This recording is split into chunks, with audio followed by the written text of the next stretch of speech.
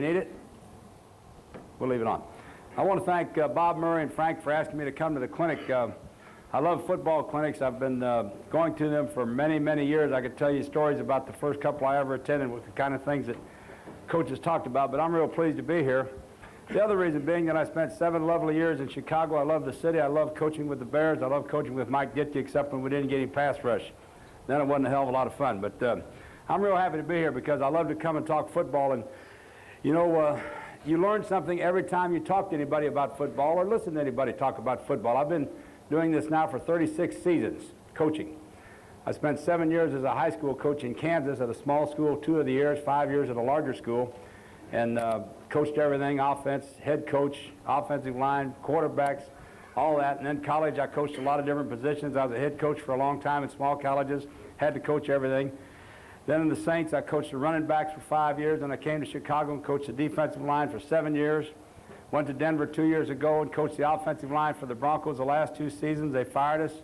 Now I'm back to the defensive line in Minnesota, so I'm so goddamn confused. I'm probably going to screw up a whole bunch of things today.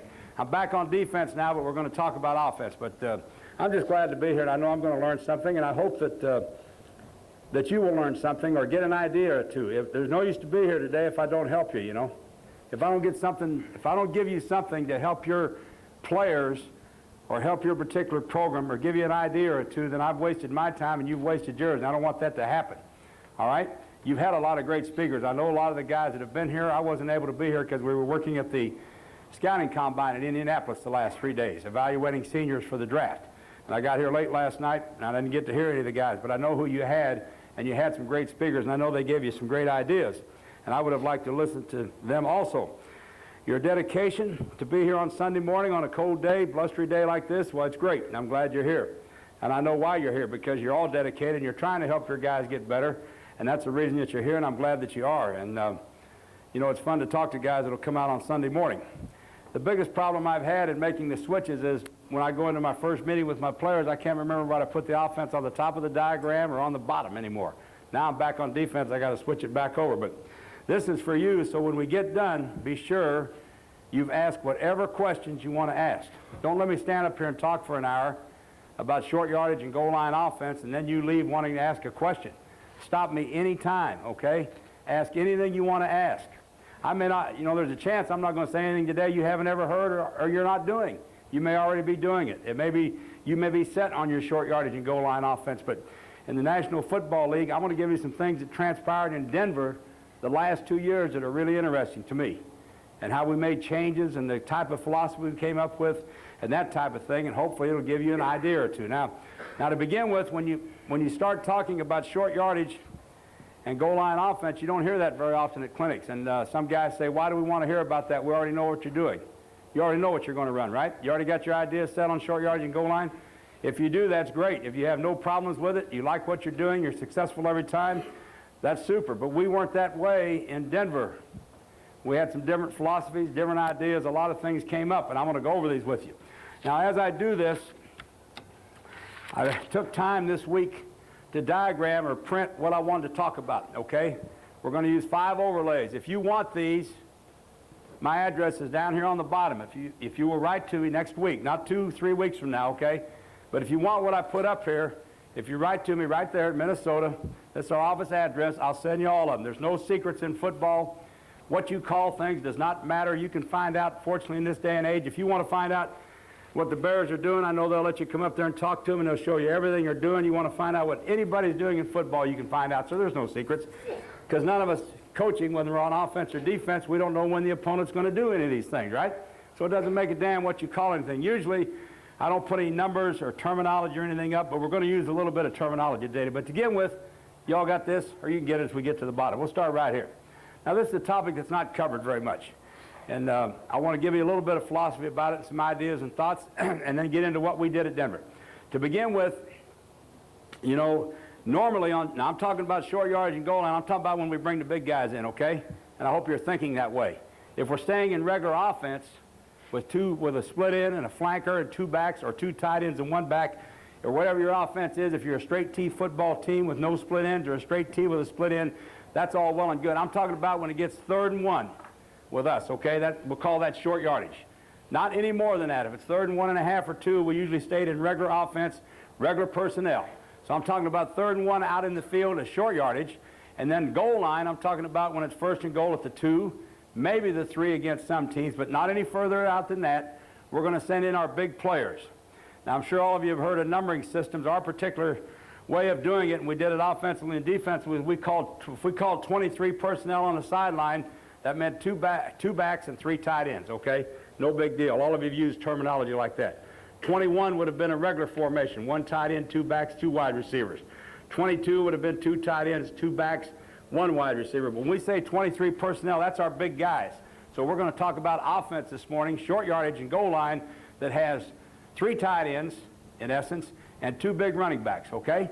This is what I talked about, the 23 personnel. Now, the reason I want to discuss it with you, when I was in Chicago the 7 years with Vince as a coordinator, we started our first year with a goal line philosophy package where we had base goal line, same way on short yardage.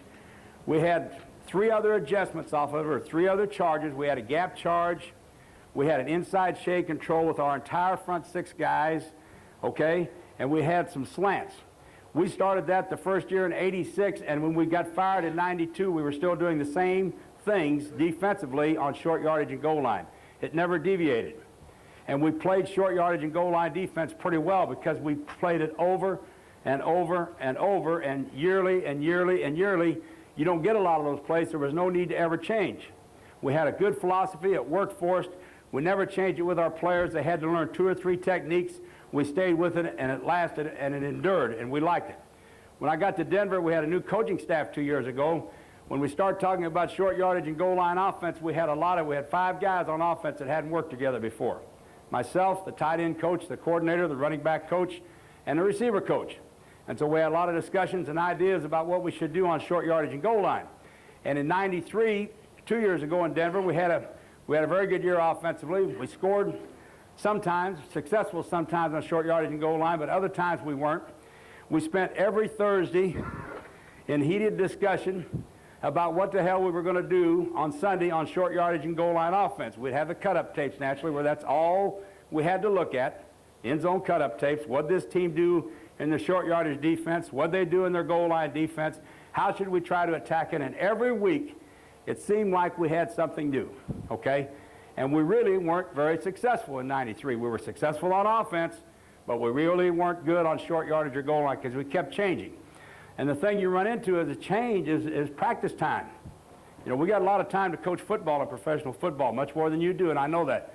But in the pro leagues, nobody does their goal line or short yardage until Friday. Now, by Friday, you want to take the pads off of your players. Almost every team takes their pads off their football players on Friday when you practice. So now you're out there, you're working on short yardage and goal line offense, and you don't have any pads on. Now, that's kind of hard, as all of you know, because if you're going to practice goal line and short yardage, you got to bend your elbows, bend your knees a little bit more, whether you be on offense or defense. As a front guy, you got to come off lower and all that kind of stuff. It almost has to be what? Live to get the feel for it. So what we decided in Denver last off season, prior to '94, is we're going to come up with a scheme that we're going to start with in training camp, and we are not going to change it throughout the course of the entire season. And we did that. And we were very successful, short yardage and goal line for 12 games, the first 12 games. Then we hit a snag, and all hell broke loose. We failed to score again in Kansas City on 1st and goal at the 1. Well, we scored once, they didn't give it to us, which happens. And then, you know, people want us to change everything. But I want to talk to you about what we did and why I thought it was good, okay? Now, you know, in '93, and let me show you a couple things. When you start talking about short yardage and goal line, and you come to the line of scrimmage, it used to be teams stayed in their base front. If they were a 4-3 team, then you got what I call a gym class 6, a 6-1 defense, okay? And we're going to diagram all these. You don't have to diagram anything. Or if there were a 3-4 team or a 5-2 team, as you might call it, they stayed with that. On the goal line, if they were a 6-2, they stayed with that. Well, we start getting some real variety in our league on short yardage and goal line. A lot of the teams took the 46 defense, as you know, Buddy made famous here, and they put bigger guys in the game. And now when you got to the line of scrimmage, you're looking at something like that. That's a lot of guys to block and try to make a yard. The bear defense, okay, on short yardage and goal line. We never did play that in Chicago on short yardage and goal line. We were scared of it. But teams are playing it now, and when we start blocking, what I'm going to show you that we tried to run, it wasn't very easy. So we started getting so much variety on the short yardage and goal line, we said, let's take 4 basic runs that we can run effectively and use them all season. Make no adjustments. Learn to block the 6-2, learn to block the 6-1, learn to block the 3-4 or 5-2, learn to block the bear, and then the other one that we started getting, and some teams, starting with Jimmy Johnson and his group in Dallas, you get in short yardage now, and you go back to when some of you and I tried to play football, and you do something like that and get it to an old 5-3, that's hard to block. I remember back when I was playing in college in the 50s, we'd play teams that played a 5-3, and we were sometimes a full house team, sometimes 1 tight end, 2 wideouts, and so forth. But if they played a 5-3 and mixed it with a 7 diamond, it screwed us up so bad because there's how many guys up there? There's 8 guys. It's a bitch. It's the same theory as what? As a 46. They got an extra guy. So we start seeing that some on short yardage. And when you block it up, if you put those guys down on the guards in what you would call 3 techniques, and you got those 8 guys in there, that became a little bit difficult, all right?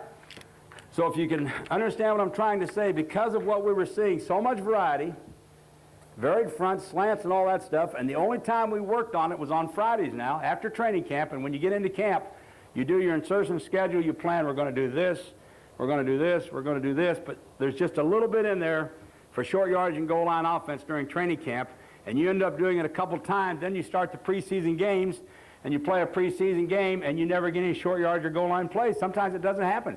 You might play 2 games and not have 1 short yardage or goal line situation. You better have worked on it in camp, because once you get in the season, you might wear pads. Some teams do Wednesdays and Thursdays, but Friday they come off. Now here you are back on short yardage and goal line, you have no pads on, okay? So you're not going to get a lot done. So what we wanted in '94 was a consistent repertoire of offensive plays. We wanted them to hit quick. We were not a big, strong football team in Denver. John Elway's a great passing quarterback, and we threw the ball effectively most of the time, but to line up and say we're going to knock guys off the line of scrimmage all during the game, that wasn't our forte. We were backing up. I was coaching the offensive line. We did a lot of backup. We pass protected a great amount of the time. We tried to run the football, and we practiced it, but for us to be efficient and try to win games, John had to throw it 30, 35, 40 times a game, and that's what we did. So we were going to take 4 of our running plays, put them in a short yardage and goal line situation and package and say, we're going to make these go. We want them to hit quick, which is a little bit different than a lot of teams do, because as you know, most teams, what's the trend? You're going to get in the eye, especially if you're an eye football team, and a lot of you probably are. You're going to have a big back leading, or in our league, what do you see in there now? What Mike used to do with William Perry. Sometimes he was a lead back, okay? You're going to have a big back there as a fullback to lead your tailback, or you're going to maybe substitute a gifted athlete that's an offensive or defensive lineman, let him be the lead blocker, because when a backer fills, certainly if he'll hit him, he'll move him a little bit, and you'll get the yardage that you need to make the first down. That was the trend, but we did not have a big offensive line. We didn't ever ran the I formation, okay? Didn't run it 1 snap this season, not a play, if you can believe that, which is unusual in our league. And we weren't real great one-on-one base blocking. That just wasn't us, okay? So what we decided to do was to take 4 of the best plays out of our offense that hit real quickly. I'm going to say quick, as quick as you can. Now, the quickest play is the sneak, which we didn't do very often either with John, and the straight dive, which we didn't either because we always wanted to lead block. But we tried to have things that we thought hit quickly where our lineman can come off, make contact, always get a lead guy, and hopefully our back would be able to find that necessary yard or yard and a half or whatever it might be, okay? That was our thinking. And once we decided we were going to run these 4 plays, and that's all we're going to talk about this morning, hopefully, we were going to do them against all short yardage and goal line fronts, and we weren't going to change during the year, and we're going to stay with it. And we did for 12 games, and we were pretty darn successful. I don't have stats. I didn't bring any with me. I've been in Minnesota 2 weeks, and I've been working on defense, so I'm trying to think back. But we did a very good job. We were happy with what we decided to do, because now on Thursday nights, the running back coach and I were in charge of goal line and short yardage. We got the tapes ready, the cut-up tapes of the opponent's short yardage and goal line fronts. We studied them. We put down what they did. We drew it up for the other coaches on offense. When we went into our meeting on Thursday nights now, we'd say, here's what they're doing. Here's how we ought to adjust our 4 plays, and here's how we're going to block them. And our meetings were shorter. We had already decided what we're going to do in the off-season and in the preseason, and now we could stay with it, and we could concentrate. And our players, from the last Friday meeting, when I met with them about short yardage and goal line, there was an awfully lot of carryover to this Friday. Because we didn't change it. We didn't have any new plays numerically. You understand what I'm saying? They were the same plays. I'm going to show you how we might adjust the movement a little bit, but same exact plays. And it really helped us, and it carried over, because when we went out on the field on Friday, after inserting what we're going to do in the meetings, we would have maybe 8 short yardage plays with no pads on, and maybe 4 or 5 goal line plays. That's it. So you can't do a lot to start with, and I'm sure in your limited practice time, you probably don't get a lot of time on short yardage and goal line. So if you can keep it constant, keep it simple, your guys know what they're doing, I think you got a heck of a chance to be successful. Now, the thing that I like to do as a line coach on Friday, since we didn't have pads on, we did our teamwork, and this was always at the end of teamwork, and nobody, you know, we're working good, we have a good tempo, but there's no pads. When we got to the short yardage and goal line, I made the defensive team, which they really liked, hold the shields. I wanted something. I didn't want it to be a walkthrough. We'd already had walkthrough. You know, prior to practice, we'd have walkthrough, be sure everybody knows who they're blocking and that. But when we got to it in teamwork, the managers brought the shields out, and the front 8 people, or 7, whatever there might be, I made them hold shields as hard as they could hold them, made our guys come off and block them, made the lead backs block a shield, and it helped us. That's better than nothing. You understand what I'm saying? So if you're working your goal line in short yardage and you don't want to go live, if you put your guys with shields, you can get pretty good tempo. You can get all your stances correct, your takeoff correct, the aiming point of your linemen and backs. They can hit those shields, get their hands in front of them, all that type of thing. You still get pretty good work. And that's what we did in Denver this year, and I think it worked out pretty effectively. We liked what happened, okay? All right, now, we're not going to do this. No eye, no big back. And here I've already explained to you, this is when we're going to utilize our short yardage and goal line. 3rd and 1 out in the field. That's it. We never threw a play-action pass this year on short yardage. Does that sound funny? We never threw one. Don't ask me why, we just didn't. We always ran it. Now, we had enough passes in our offense that if we decided to throw on 3rd and 1, we didn't have to diagram a 23 personnel with 3 tight ends and 2 backs and create a play-action pass. We had plenty of passes. We had some that we could throw for minimum yardage. We would stay in regular offense if we wanted to pass it with 4 wides or 1 tight end and 3 wides or whatever, or 2 backs and 2 wideouts, whatever we wanted. We would throw a pass, maybe a play action, maybe a quick drop back, a quick release type of pass, and try to pick up the first down. When we got into our 23 personnel of the 2 backs and 3 tight ends, on defense, you could rest assured we're going to run it. But, you know, naturally, if you're coaching defense, you're still going to work what? You're going to think play action. You're going to be careful about it. But we were going to run the football. Now, on the goal line, when we got down there around the 3 or 2 yard line, we did have play action passes. We'd usually carry 1, maybe as high as 2 into a game on Sunday. And we did throw play action at the goal line. I think that's a must out of the big personnel. All righty? We didn't stay in regular offense down there, but out in the field, we never threw any. Okay, now the reason that you had to be able to do this, block the varied fronts, is I think all of you would agree that you don't want your quarterback to do what on 3rd and 1? Audible. We certainly didn't. I mean, we had hell with audibles on regular downs. We did it a lot, and usually we didn't miss them, but on a 3rd and 1 situation, or 1st and goal at the 1.5 yard line on the other end of the field where you're on a road trip and the opponent's fans are really into the game, real difficult to think about audibling. So we never audible. So we took those 4 plays and we blocked them against all the fronts, all right? And all 4 of them, and I didn't mention this yet, but I will, all 4 of the runs that we decided on were a base part of our offense. They were also in our regular game plan almost every week against the normal defensive front you see.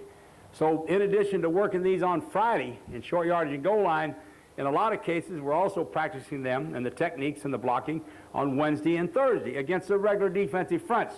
But what this did for us, once we put the play in, our guys knew the concept of this particular running play, okay? They knew the concept. They knew how it was supposed to work. They knew if there was a lead back. They knew if there was a guard pulling, that type of thing. They knew if we were reach blocking, base blocking, or whatever it was. And then when we put it in on Friday against the short yardage and goal line fronts, there was a heck of a lot of carryover. Now, practice time I've already discussed with you. How we did it, okay? Do it on Fridays only, a limited amount of time. Use the shields on defense. Come off the ball. You can get some movement on the shields. Now, as we get into the 4 plays, if you have any questions, you stop me, all right? I've been already talking for 15 minutes. Somebody ask a question. We all right so far? And I'm going to put the plays up here and we're going to discuss it. Any questions so far? All right, somebody is looking at this. You got this? If anybody wants it, if it's worth a damn, write to me and I'll send it to you. If you don't want it, that's great also. Believe me, this isn't the only way to do this. There's a million ways to win football games, and you all have your own style or method, and I'm not telling you to change. I certainly would never do that. I'm telling you, this is what we did. I liked it. Thought it was a good concept for us in Denver at this particular time. If I had my druthers as an old offensive line coach and college coach, I would have the big fullback. And I would be in the straight eye. And I'd run the same play once, twice, 3 times, and if we don't make it, kick a field goal if we're on the goal line. I'm in San Diego this year. I have a great friend that coaches the offensive line there. We used to work together, Carl Mock. I watched so much of their film because they were in our division, and we played them twice. And you know how close it is to winning and losing our league? The first game of this season, we played San Diego at home. We made 34 points. We're first and 1 or something. I don't know where the hell we were. First and 1 at the goal line, and John sprinted out, went to throw the pass to Anthony Miller wide open and dropped the ball, and they beat us 37-34. Then we go to San Diego 6 weeks later. They're 6-0, and we beat them. Now, that's a team that was in the Super Bowl. We came within 1 play of beating them the first time, kicked their butt the second time, and we're fired, and they're playing in Miami. So it's that's true. It's very close to winning and losing, but what I was getting around at, I've watched San Diego all year, and they get in the I formation, and they're a big power running football team with 3 tight ends. They put one of them back there at fullback that weighs 265, and they run behind the right tackle over the first play on short yardage, second play on short yardage. If it's third down at the goal line, they run at the third play. Hey, it's hard not to get one of those in. I would like to do that. I mean, that's what I'd do if we had that type of personnel. We didn't have it. So this is what we've evolved to, okay?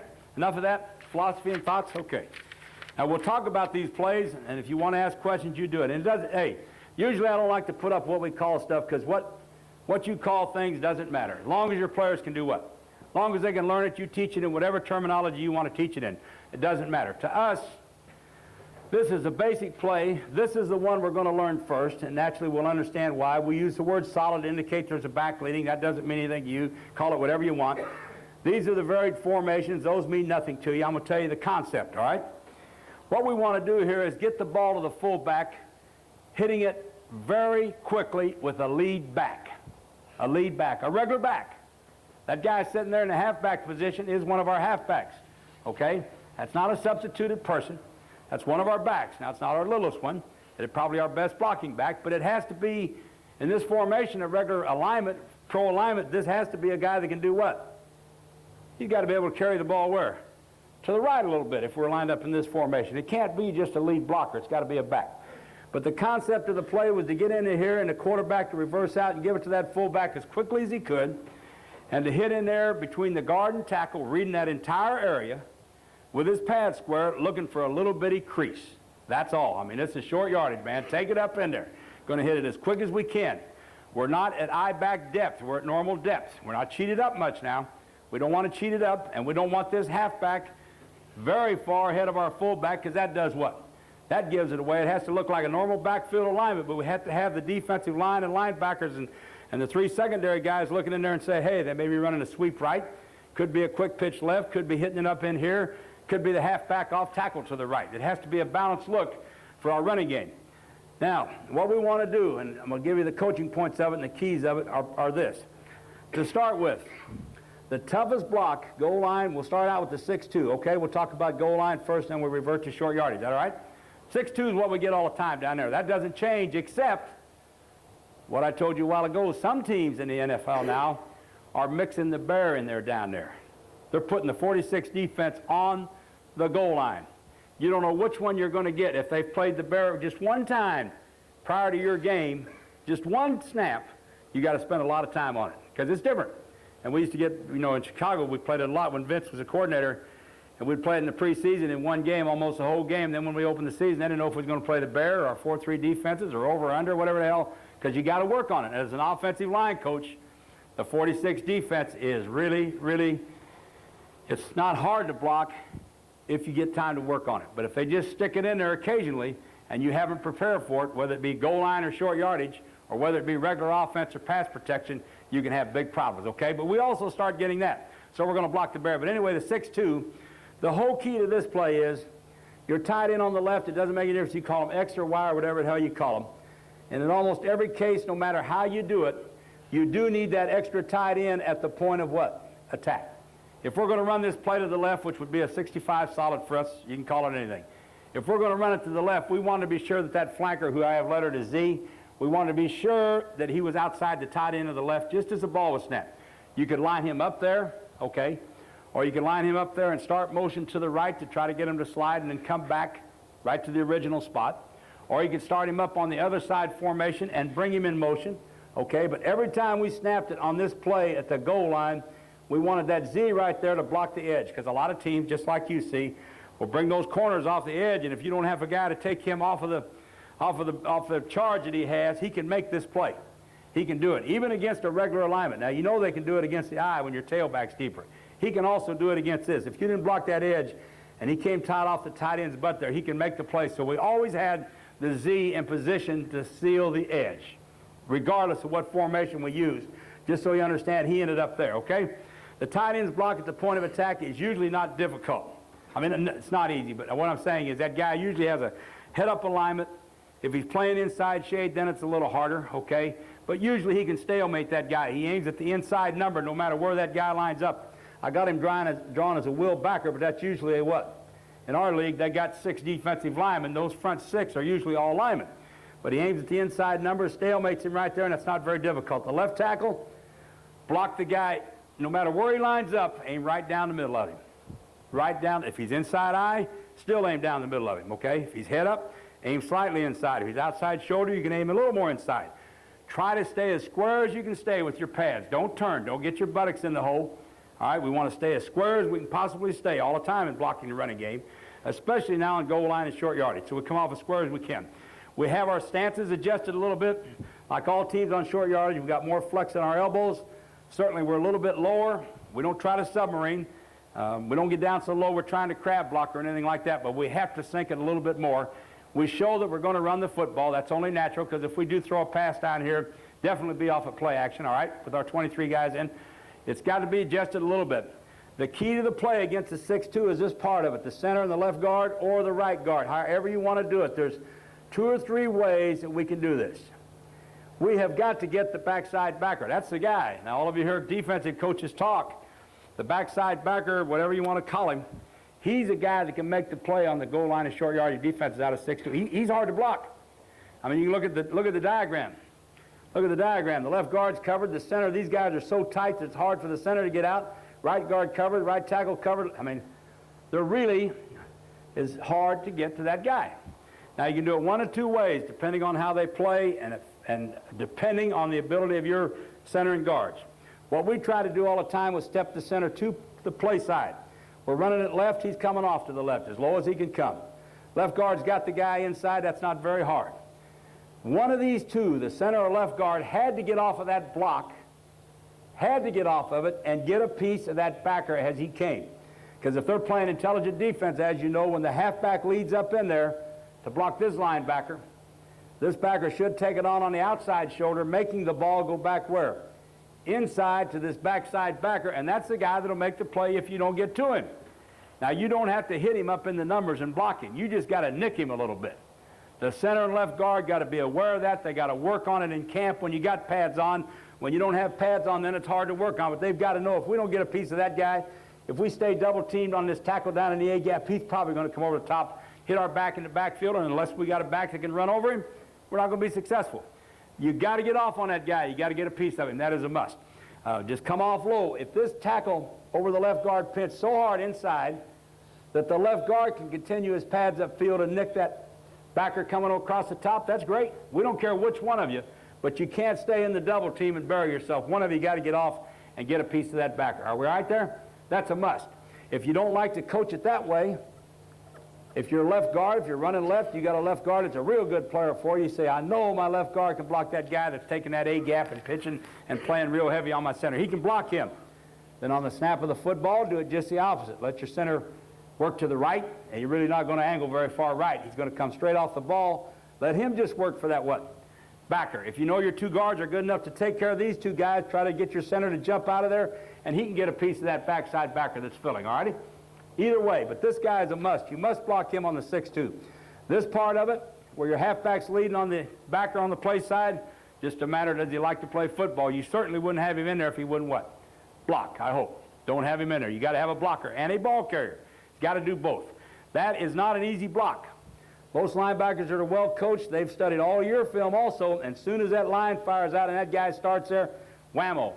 It becomes like isolation football, which is We weren't real good at that either because we weren't in the eye. We weren't asking our fullbacks to isolate block. They were pass receivers and ball carriers.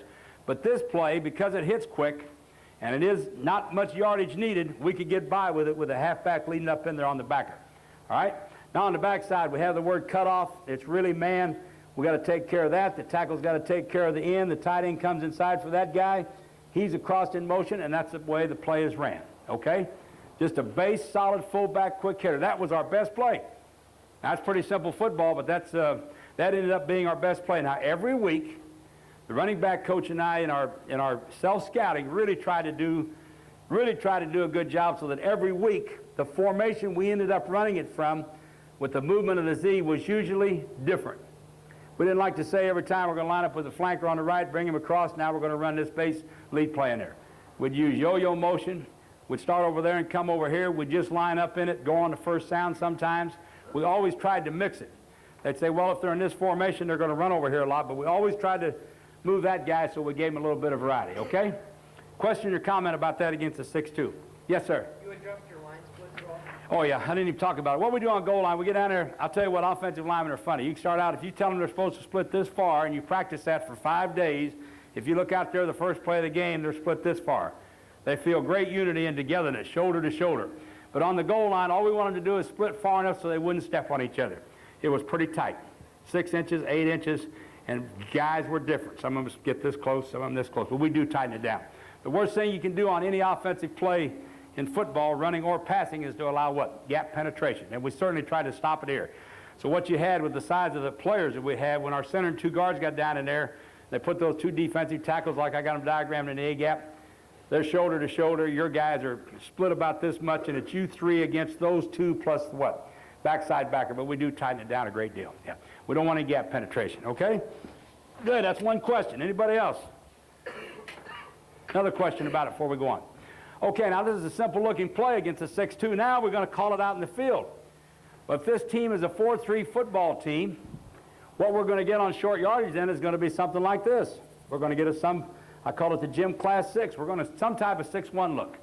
Now because the diagram's small, I have the safeties and corners up there. You understand that if it's like that and there's a strong safety in the corner or both safeties up, that's probably a cover what? 2 look. Those guys are a little different, so we're not going to worry about blocking them. So what you have now in the 6-1, you have a better situation to play this, to make this play work. Now you say a lot of people don't play this anymore. We played it all the time in Chicago. Played it all the time on short yardage. Pro, cover 2. Our tackles were head up with the guards, played inside control. Our defensive ends were head up, played outside shoulder control, and we asked Michael Singletary to fill the A and B gaps, on short yardage. And we played it pretty good. Our tackles didn't submarine, our ends didn't submarine. We attacked these guys, and we tried to make plays with those 4 down linemen. It was a pretty good defense.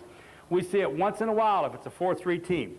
The only thing that changes, if it's a cover 2 team in that corner, if it's a corner or safety, if they're playing soft, they're playing regular cover 2, they're going to let the front 7 try to stop the inside run. We're going to be sure this team doesn't throw a play action pass. If they're playing soft, then that particular week, where we've always had Z come across to be on the edge of the side of the play, we would let him stay at home. A little bit more of a what? A little bit more of a disguise for us now. We're going to let him stay over there. This guy's a soft player. We're still going to run the same play, and that corner's not going to be a factor. That's the only time we would never have him at the point of attack. With me now? We okay on that? That's the only time.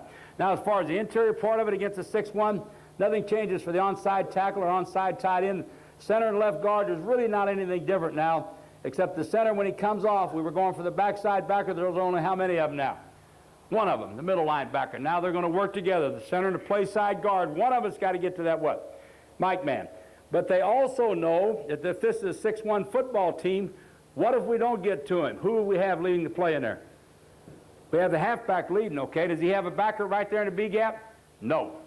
The backer now is lined up on the center. Does he have to worry about a safety from back there? No, not on short yardage. And this is only a short yardage defense. Nobody plays this on the goal line. No. So we know now the center and left guard, we come off pretty good. We can stay with the double team on that guy a little bit longer, try to get a little more movement because we have the halfback as a what? Extra guy leading the play up in there for the middle linebacker, okay? That's the only way it changes. The backside of it, the offside of it, the right guard's got to cut off, the right tackle, the tight end. If the Z's over there, he does the same thing, just not allowing penetration. The play stays exactly the same. So if we get it at a 6-1, that's the only adjustment we have to make, all righty? We okay with that? Yes, sir. Is your As soon as he opens and gets that football, he's going to take the first daylight. Left guard, left tackle, tight end area. Now what you got, I mean, I didn't even mention this. This would be better if these lights were off, wouldn't it? You think, Frank, can we turn this set off? Or can you see this all right? I mean, if you can see it, it's fine with me. I just want it as good as you can get it. That could go anywhere. Oh, that's good. If you're doing it against a 6-2, as you all know on the goal line now, we'll just take half the diagram. Sometimes you get what? All inside charges. Can this play bounce to there? Absolutely, if you got the Z over there on the edge, okay? It can bounce to there. Also, as you know, on goal line, and we get all of these, is this on the screen okay? If it's not, you guys tell me. Okay. We got a lot of cellophane, I think. And we'll keep it going to the left here since we started. We also, naturally, on the goal line and short yardage against these teams, we get a lot of what? They're going to guess whether they think you're running outside. We get a lot of goal line out. That's what hurt us in our 12th game. Believe it or not, we're running outside, they charged out. We ran inside, they pinched. Hard to get it in there, boy. But anyway, if you charge out and you have a simple adjustment, that guy's got to fill there. Getting the same thing on the other side. He goes to there. Your center step left, the tackle charged out, he pops right up for that backer, and your back adjust. I mean, we got to work it against all the different charges we got, okay? Yes, sir? You find a lot of times when there's a defensive line that's inside, does it make sense to have to pitch outside when they're already out of position? They'll start him just like they're playing a normal defense, and they'll loop it right there to the B gap. When they're the line up out of position, they have to do it. They don't really think he is because the splits are so what? Remember what we talked, I'm the left guard, I'm only split 6 inches from my center. You're playing this A gap. Looks like you're lined up where? Right there. Ball snap, one step, you're in the what? B gap. Because of the what? Tightness of the splits. Now, if I was inside shoulder of a guard playing the A gap alignment on regular splits, then that would be hard to do. But in goal line short yardage, you cannot tell it. It's hard to read. Well, now we're looking for it all the time, but you can't read it if they do it properly, okay? Good question. Anything else on that? We'll go to the next diagram. Okay? All right. Now, we got some fun now. 6-1 and 6-2, simple. 3-4, if they're a 3-4 team, and a lot of teams, if they're a 3-4 team and you play short yardage, stay in the same front. The 5 years I was in New Orleans, we played great defense when Bum was the head coach and Wade was the coordinator. We never practiced, now listen to me now what I'm going to tell you. Never practice goal line defense. You hear what I said? Never. They played the 3-4 so well, and they rushed the weak backer and played cover 2. They rushed the sand backer and played cover 3, had a little man under. But when we got to short yardage and goal line, they might have 1 or 2 plays of short yardage on Friday, and we were in helmet and shoulder pads then. And they might have 1 goal line play, but the goal line front never changed. It was a 3-4. They snuck the backers up, the inside backers, played the ends head up with the tackles and pinched them, played the outside backers and pinched them, and played the hell out of it. Now, we don't get it a lot now, but if you did, the only thing that would change, you'd take the concept of this play, a 5-hole play, as a base running play to the left. We know it's man blocking. If we got a 3-4 look, we would normally, you might call it zone, but we'd normally take a little position step with the left guard. He's still got who? That backer. Tackle still got his guy. Tight end still got his guy. Center and right guard, if we're playing a 3-4, we know we got to scoop the nose to the backer that's on the right guard, correct? Nothing changes on short yardage. You got the same scheme, same thoughts. Your splits are tighter. But we also know as an offensive line that there's nobody for this halfback to have to block initially. He's going to lead it up there in the daylight, and that fullback's going to follow him. And if we got a 3-4 front, this play should be successful all the time. I mean, this is the one front we'd like to see. Why? Because there's daylight when the ball's snapped at the point of attack. There's a little bit of room where that left guard is, okay? You got a backer instead of a great big guy lined up penetrating. We'd like to play against that, run short yards against that, and we do get it sometimes. Usually when we get it, we're going to be successful, okay? 3-4 is very simple. I mean, we block that all the time during the week. Now, we're not always getting 3-4, but always in our league now, the universal defense, as you know, is a shaded or tilted nose guard to the tight end side. So that is a 3-4, and we're practicing these plays against a 3-4 look all the time, and then the regular under look over there, okay? That's what we get almost every week anymore now in the NFL, and that's what we play at Minnesota. That's our defense. I mean, you got it. That's a short lecture. Yes, sir? Are you doing that to tie up the guards in the center with just 2 defensive linemen? That's what you're trying to do, that pitch, that eagle, nose standpoint? What, here? Now, the other guy on the center, you eagle the guy on the center, right? They do it in Minnesota. Why are you doing it? They just think it's harder. You can get more quick gap penetration than lined up normally. Harder to block. They loop him around this way a lot, okay? That's all I can answer for you right now. We got to get up there and look at it. Plus, That's Henry Thomas. He's an excellent player. We may lose him. I don't know if we'll tilt it anymore or not. But that's why they've done it. Offensively, when we got the tilted nose, it created some problems for us, especially if you're trying to run this same play we're talking about. If we had it on regular offense and we're worried about zoning with the right guard and that guy's tilted in that A gap, he can create some problems. A lot of teams doing that now, okay, in the NFL. All right, let's go on here to this. We're right on the 3-4. Now, the two things that are really hard. Now they play a 46 defense. They might play the 3-4. They might play the 46. If they're a 46 defensive team, you come to the line of scrimmage, you better have worked on this, because now your center's covered. Both of your guards have what you probably call 3 techniques or outside alignment of defensive linemen, correct? On the outside shoulders. There's 2 backers sitting in those tackle gaps, B gaps, C gap, whatever you want to call it. Right here is one, and right here is one. They probably have substituted. That could be a defensive lineman. I've got to be there. The other 2 defensive linemen, there's one of them over here. These could all be big guys. All of those front 7, okay? All of them. The safety in the corner, it's usually a man-type coverage. They're out of it. They're in some type of man coverage. But that front there, if you're trying to go in there now with this fullback, and they got 3 techniques, you've got to do some thinking. How do you want to best do this? I put the asterisk here, left tackle, for this reason. How you want to block this guy is a game plan situation. If the tight end lined up here on the left with the point of attack, if this is a defensive lineman, if that's an end, and the backer's out here, you got to do one of 2 things. You know your back's got to lead on what? On that linebacker. You got no choice. He's got to block him. He can't use himself up on the guy on the tight end or the guy on the outside shoulder of the guard. He cannot do it. He's got to lead it up in there. So if this guy is a defensive lineman, probably what you're going to end up doing is not having as good a play as some of the others. You better let your guard base block this guy one-on-one. You say, well, he's outside shoulder control. But remember, the splits are tight. It's so compact in there, that's like a one-on-one block. You better have this tackle help your what? Tight end. I don't have it blocked that way. I've got him what? Blocking down, doubling the defensive 3 technique, getting movement there. You're going to get isolation here, but if this guy's an end and he pinches on your tight end, you can coach them tight ends all the hell you want. If you're a defensive end and you line up on a head up on a tight end, you're going to pinch inside on short yardage. You should beat the tight end's block. So how you do your left tackle depends on your opponent and who they line up on your tight end at the point of attack, okay? That's a must. But this is the way it's got to work. Your center's isolated. Your offside guard and tackle are going to try to double and get up on that guy. He's not as much factor in the 6 as he was in the 6-2 because he's lined up what? Tighter. And we certainly have plays going that way that we'll get to, all right? But this is the key to it. How you use your left tackle against the 46 defense. That's a must. And now, naturally, we have to have the Z over here to take care of the edge, all righty? We okay on that on the bear? And that's a tough front now, goal line and short yardage, because he's covered, you got a little bubble, he's covered, and there's a big guy outside of him. Now you say, well, let's throw it. Well, now you take any of your play-action passes to diagram the blocking and release anybody. It's a bitch, okay? Good front down there. All right, then if we go to the 5-3, Dallas started playing this a couple years ago. I've got one of these guys inside. If they're both inside, it doesn't matter. Now when you come up there, you about have the same thinking as a 46, except what? What's the difference now as you look at that? I'll try to move it up here. Now your tight end just has how many guys in his area? He's got 1, and he can take care of him. Now your left tackle, where's the extra guy in the 5-3?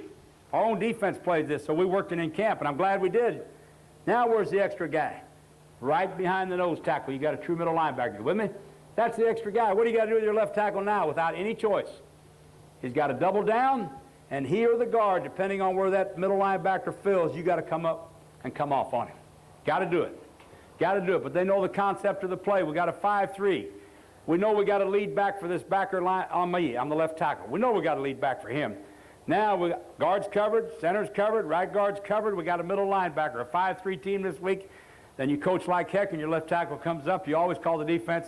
Now he comes off with your guard, and either he or the guard, and it's usually him, got to come off and get a piece of that Mike man. Now your play has a chance to be successful, okay? It's the only way it has a chance, all righty? But those are the 5 fronts. And, I put them all up here because that's what we faced all year. Those 5 fronts. 6-2 on the goal line, we get 6-1, 3-4, bear, 5-3. Once your linemen and your backs know the concept of the play, you can adjust it. You can practice it. We don't practice against all 5 of those on Friday. We know which ones are going to play. It usually won't be over 2 fronts. That's all we'll work against. 2 fronts. Goal line, always 6-2. Try to give them some out. Try to give them some pinch and gaps and get ready to run the football play. Now, that's a lot about one simple play, but If you don't have an I team and you don't have a big, strong offensive line, this is about as good as I can show you. And it looks simple, but that's what we run a lot of, okay? Naturally, we run it both ways. You want to run it behind your best blocker or their worst defender, or a combination of both if you can, naturally. That's always true. You're going to do that as a coach. But it's a good football play, and we like it. And the play action off of it at the goal line, all of you know if you can sell the run in there, that fullback will hit it up in there, and that back will fake hard and all that type of thing. You can set up good play action passes, okay? We'll quit with that one, okay? Let's go to the next one. Now, the second play we like, and it doesn't matter what you call it. Now we're lined up the same way. I kept the formation to the right, the back offset left. Now, instead of leading that fullback up in there, we're going to hit it quick to the other side with the halfback. The term we use to pull the guard is called fold. Called fold, okay? And you can call it anything you want. I don't care what, it doesn't matter. Terminology means nothing. Formation doesn't mean anything. But on this play, just like the other one, and you're going to say, well, every time you run the football, you're running at your what? At your flanker. Because on this one, you definitely need the flanker to be at the point of attack. But once you put movement and false movement, yo-yo motion, all that type of thing, and you check it week to week, you can make it work out so that they don't have a key on you. And that's a must. You can't do it the same all the time. This guy must end up here so he can block the edge every time. Whether it be that guy filling or that guy filling it, whoever it is, he's got to be at the point of attack. Your tight end's block doesn't change at all. He's at the point of attack. He's going to block the inside number of that guy. Try to keep his pad square. Try not to get his butt in the hole and turn this guy out, whether that be a backer or an end, because if he does, this ball could break out there. He wants to stay as square as he can possibly stay, which is hard coaching, but you must do it. The right tackle's got the same block as he had on the other play, base block. That's not ever going to change. You know, blocking rules have evolved through a lot of different things. When I first started coaching in college and when I first started coaching, it was numbered blocking 0, 1, 2, 3. Then nobody could tell who in the hell 2 and 3 were because they started lining up in a 4-4 or split 6 look, and then we changed it to block. If I'm a guard or a tackle, I block in, on, out. Did that mean on the line of scrimmage as a backer, I mean a lineman, or off the line of scrimmage? Then we changed that, and we started blocking on. We said block the guy on you. That's pretty simple, but it was good because if there's nobody on you, the game hasn't started, okay? There will be somebody on you. So short yardage and goal line, block the guy on you. It doesn't ever change. You know where the 2 hole is. It's over the right guard. Aim slightly inside, but don't get your butt in the hole either as a right tackle. Base block. Right guard, base block. Center, block back on that guy. Not very hard. Just got to be sure he doesn't what? Loop and get over to the point of attack. Sometimes we play one team that plays a real soft. If you can imagine this goal line, they play one of their guys and they're soft. We tried to run at him. He was always making plays the other way because he was soft off. I mean, you couldn't tell it. A good athlete, light on his feet, a great big guy. Boom, he'd jump around that other tackle on the A-gap and make plays away from him. And so we'd be running at him, not running this. But you got to be sure that guy doesn't cross your face. The guard steps, the guard's techniques, drop step, pull, get in the first daylight you can find or feel. Don't go any further. Get in the first daylight you can find or feel and block the backside backer that lined up on you. This guy'd be the Mo in this case, Mike and Mo. Block that guy, okay? Not the front side backer now, because you got the same thinking here as I told you a while ago. If you're coaching your defense well, and that fullback leads up in there, this front side backer should take him on the what? Outside shoulder, and this backside backer should be filling inside. So the guards guy, it could happen right there past the center. Did it ever happen there? No, unless they had what kind of a charge? They had an out charge. If they're charging out, it could happen there. He's got to take the first daylight. Usually it was past the right guard. And in some cases, if the end pinching at the point of attack, they had an angle inside, it would end up outside of the offensive tackle. We didn't care where it was. But guard, you pull, you stay as low as you can, you take the first daylight and block the guy to your inside on your left shoulder if you're the left guard pulling. Pull, take daylight, and take that guy. That's your guy, okay? Left tackle, naturally cut off man blocking. Tight end, cut off man blocking. Fullback. Now on the snap, be sure that you coach this. That can't look any different than the last play now. You can't have the halfback deeper than the fullback. Shit, if I'm playing linebacker, I got to be an idiot not to see that. You cannot do that. They have to line up exactly the same. Whatever you're coaching them relative to their depth, where their hands are, how far from the football, and that type of thing, exactly the same, so that you don't give it a key to the defense. Now when the ball's handed off, that halfback's going to take that first daylight. Could be in the B gap, could be in the C gap. If it's an out charge, hopefully the quarterback has given him.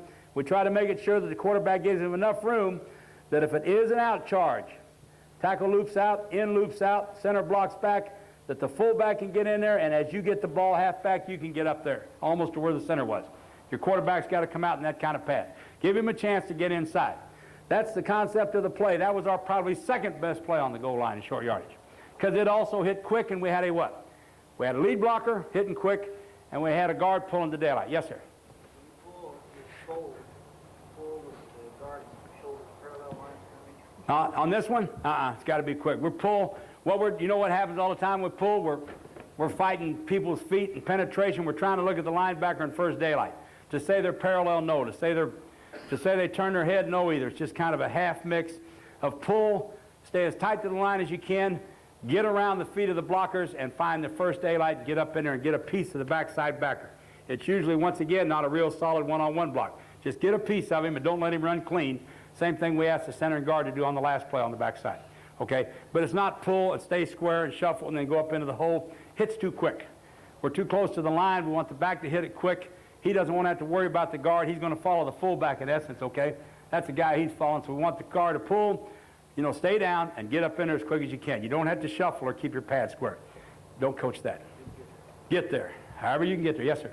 In general, would you say that pulling alignment on the goal line is not a good thing? You were talking earlier about your preference as far as line up in the eye and quick hitting right up. I'd like to do that, but we don't do that. I don't mind pulling this one because you got the center blocking back. Okay. We have one other play where we pull the onside guard. Sometimes it can be dangerous. When we were playing here in defense in Chicago, we made a lot of plays when teams did that. But this pull, I don't mind. Yes, sir. Normally, who's going to get in the hole first, fullback or the guard? Fullback. Fullback should, and he's blocking the play side backer. Guard's going for the backside backer. Now, what happens if the guard pulls and that backer, if the guard pulls and this backer fills quick and runs into him, we'll take him. But we're looking for what? Backside backer, okay? We don't want both of them to block that one. If they both block that one, we let the backside guy go. Once again, he should make the hit and the play should not be successful. All righty? But we're going for the backside backer. The fullback's got such a good angle and a good path to attack that guy, there shouldn't be a problem. Okay?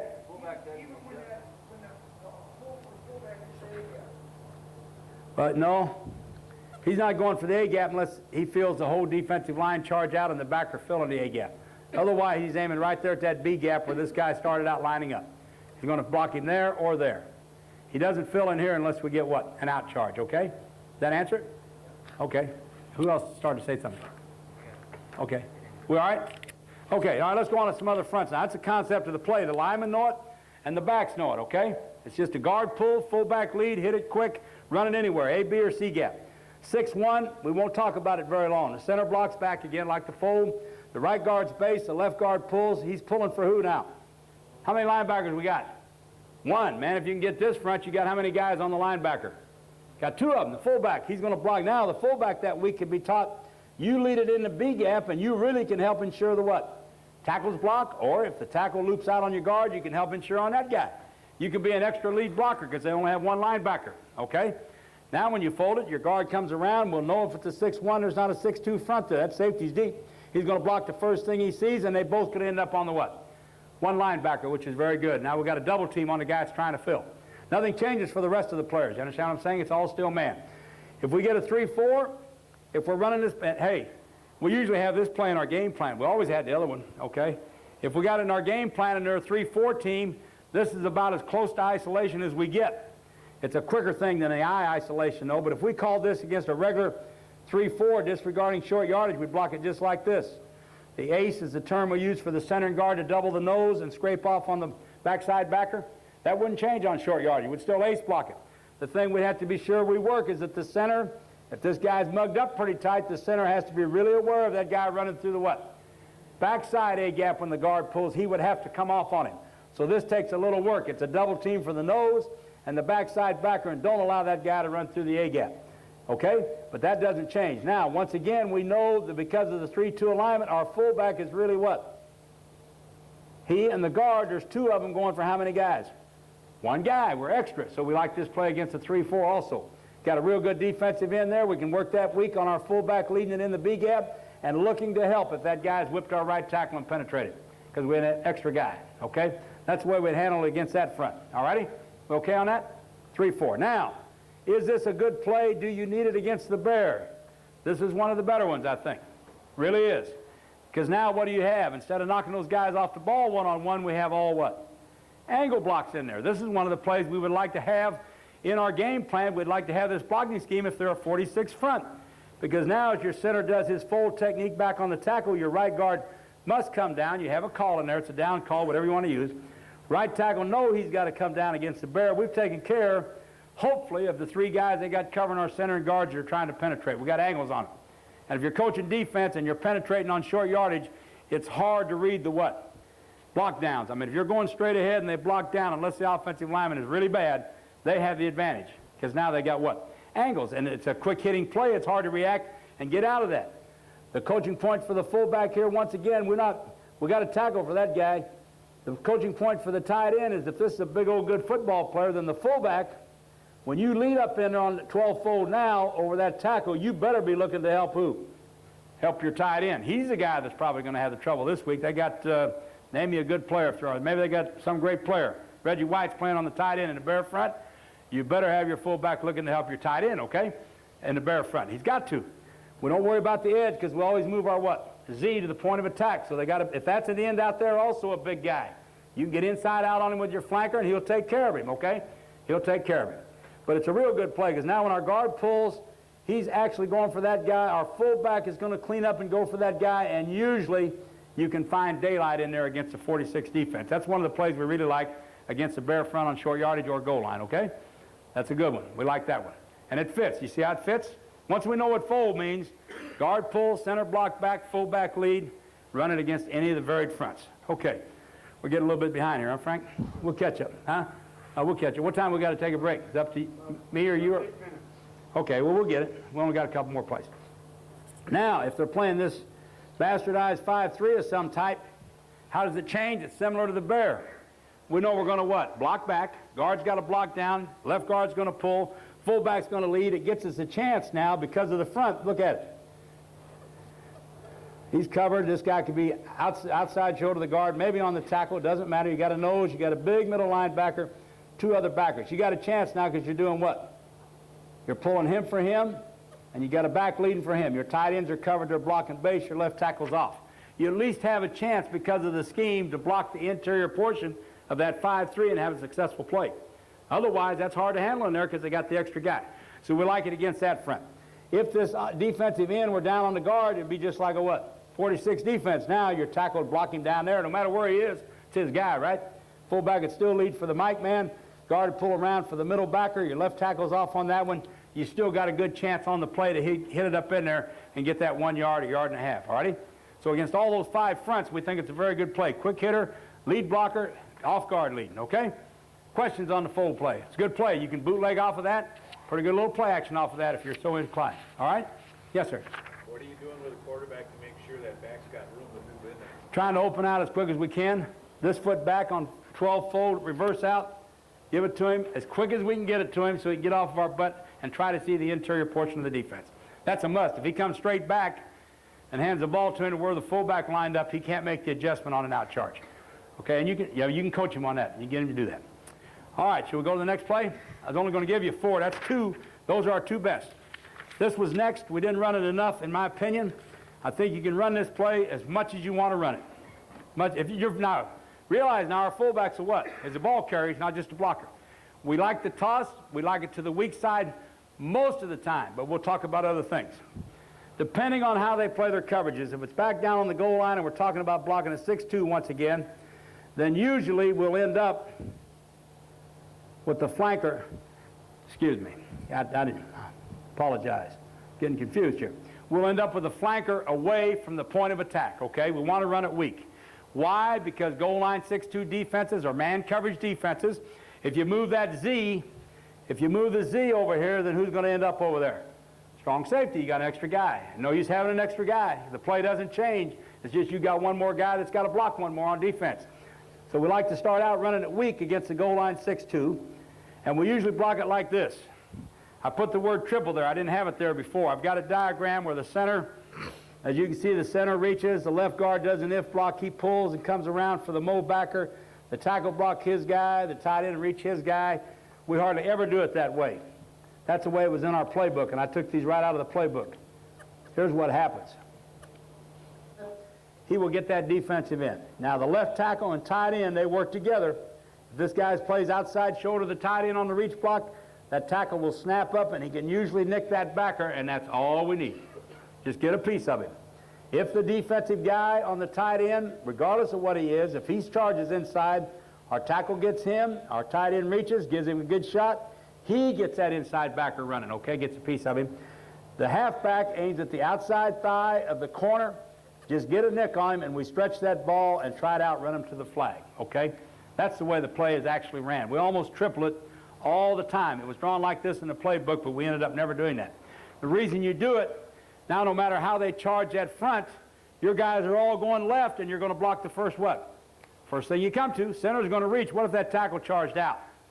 You're going to snap up for a guy filling inside. If they got an out charge on this, bad deal. You're going to lose offensively, okay? You can't block it. No way to make it work. Hopefully we'd never call this when they're charging out. If they did, they'd win. All right, if they can guess with it, they'd win the deal. But all the adjustments, if they pinch, if they play head up, play square, play just outside shoulder control, you're reaching, you're going to get a piece of those guys, your halfback's going to nick the corner, and your fullback's going straight sideways and running for that goal line flag. Hard as he can go. And you're running it usually to the weak side because you got one less guy. That's been a good play for us. The term we use here, elephant, it's just a term that our coordinator had because when you draw this, you want your left guard to come so flat, your right guard, and your right tackle so flat, and your tight end so flat, and your Z so flat that that looks like elephant trunks all hooked together. You know what I'm talking about? When they walk the elephants? That's why we call it that. That tells all of them, don't worry about knocking the guy off the ball. Just drop step, stay any way you want, and cut them off. That's all we're doing. So we call it elephant on the offside on a toss play or a wide outside play. Okay, quick pitch, quick hitting play, triple blocking, very good play. Don't run it enough. I mean, God damn, man, is it hard to block those 8 guys. Now, I'm telling you, the way defensive players now in our league, it is hard to block the interior of a 6'2" goal line defense. They're a load. I mean, we got big guys too, but the defensive guys are always paid more, they're better athletes, and they're bigger and faster. So it's hard to block them sometimes to run up in there. So I like this. I thought we never ran it enough because the first thing you do if you run a wide play on short yardage, you don't make it, then everybody says, what idiots. I mean, they're running outside, it's 3rd and 1. But I do like to run it. I think it'll work very often. If we get it on the 6-1, the only thing that changes now, we wouldn't have a triple situation because of the defense. The guard's covered up more. We got to get to that guy, so the center and left guard would slip it. This wouldn't change. None of that would change.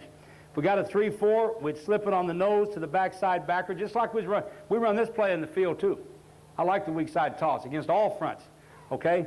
These 2 guys that have these 2, the left guard now, we'd slip it here, the guard and tackle on these 2, tight end doesn't change, and the play goes. Is it any good against the bear?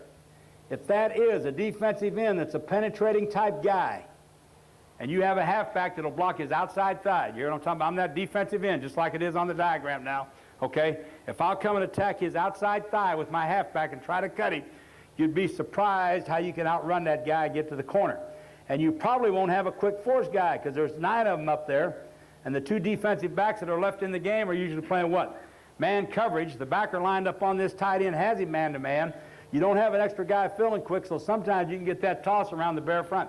Really can, just by execution. How would it change? None. The guard's covered, center's covered, we're elephant. Now this left guard, left tackle, and the tight end, they've got to work what? Together. They've got to get these 2. Maybe this tackle can't get it, but just firing out. They would slip it. He'd step. If that backer stepped inside, he'd take him. The tight end would come up on the backer. Yeah, backer off line of scrimmage. All righty? That's the way it has to work. 5-3, you got the same concept.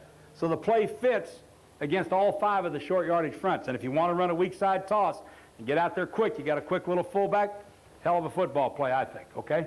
Think we ought to stop there, Frank? Okay, we'll come back. We'll do the last play. Well, okay. Questions on those 3? How long, Frank? Okay, all right, we'll be back in 10 minutes. Thank you. Just to give you an idea, and as I told you, if you send me a note, I'll send you all these anyway, if you want them. Now, when we line up, we haven't done anything outside to the set away from the backs. This play is in our offense most every week because it's a wide play. We're finally now, instead of trying to knock them off the ball inside or running the weak toss, we're going to run strong side. The word G means we're going to pull the onside guard, which doesn't matter. You call it what you want. Now when the quarterback opens it up, he gives it to the halfback. We're going to take it anywhere we can take it. Is it a good play against 6'2" goal line? It's not bad because a lot of times, most of the fronts, you get a lot of, we know that guy's penetrating. A lot of time you get inside charges out of those two guys, and it's a pretty good football play, okay? Because you can get around the corner. A lot of times we will take the Z and we'll move him away from the point of attack. That eliminates one of the DBs, usually the strong safety, and now when your guard pulls the block, he's blocking a defensive back. You got one less player here. It's all one-on-one. The guard on the force guy, your tight end one-on-one, your tackle one-on-one, your center reaching, which is not hard, and your fullback filling to block the linebacker to the point of attack. It's a pretty good play to take outside, especially if you remember I told you almost every time we ran the ball, on the first play we talked about the base fullback lead in here, we always had Z at the what? Point of attack to secure the edge so the corner couldn't come off the edge and make the play. Now with that same type of action, we run 98G away from it. Now you got a chance to get a good stretch and find some daylight inside, off tackle, or all the way outside. That's why we've got it in there. Plus, it's a base part of our offense. More importantly, we won't spend a lot of time on it. Against the 6-1, it doesn't change any. The guard still reaches. And like all G plays, if you pull the onside guard, as the center reaches for the defensive lineman, regardless of where he's lined up, your fullback's first job is to attack the guard's alignment spot. And when that guard pulls, if this tackle happens to have charged outside, he has to cut block him, okay? And we'll try to run on the linebacker. But we got to take care of this guy. Usually on goal line, unless they're charging out, your center can reach that guy in the A-gap, and your fullback can search and clear and turn up in there and try to run over that inside backer. That's not a problem, all righty? It's not that hard a technique. Out of this formation, out of the I, if you do it, and your tailback's deeper and you're running the play, it's a little more riskier because it hits a little slower. It's handed off deeper. That tackle's got a better chance to get off your center's block and make the play. So we like it only out of this type of alignment, regular pro alignment. The 6-1, there is no adjustment. The center and the fullback have the tackle and the mic. Everything's the same. 3-4, the center has the guy on him and the left guard working together. The fullback's got the mic, and now you run the play. Now, the reason we really like to play, those are standard defenses. If we get the bear, which we said is difficult, this is one of the better things we like to run out in the field if they're playing a bear front. So naturally, we like the design of it on short yardage and goal line because you have, in essence, a block down by your onside tackle now on the 3 technique. You can usually get that one, okay? That's not difficult. We know the guy's going to penetrate on short yardage. Have to be sure that your guard doesn't do what? Give him a tip that he's going to pull, because if he does, believe me, that guy can see it and he can cross that tackle's block. Has to not give a tip.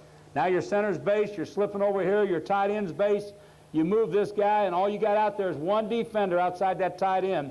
Becomes a very good play against the bear. You get the kick-out block, the fullback leads on the onside backer. That thing can go in here, or if you log and cut that guy, it could even bounce outside. So we usually carry that play in our offensive game plan if we're playing a team that plays a bear front, and it is one of the audibles that we will try to go to against the bear on first and second down, normal situation. So naturally, if they're using that on short yardage, we'd like to carry it over and use it as a short yardage and goal line play against the bear front. That's the real reason we carry it, okay? And then the 5-3, if you get the unusual 5-3, nothing changes.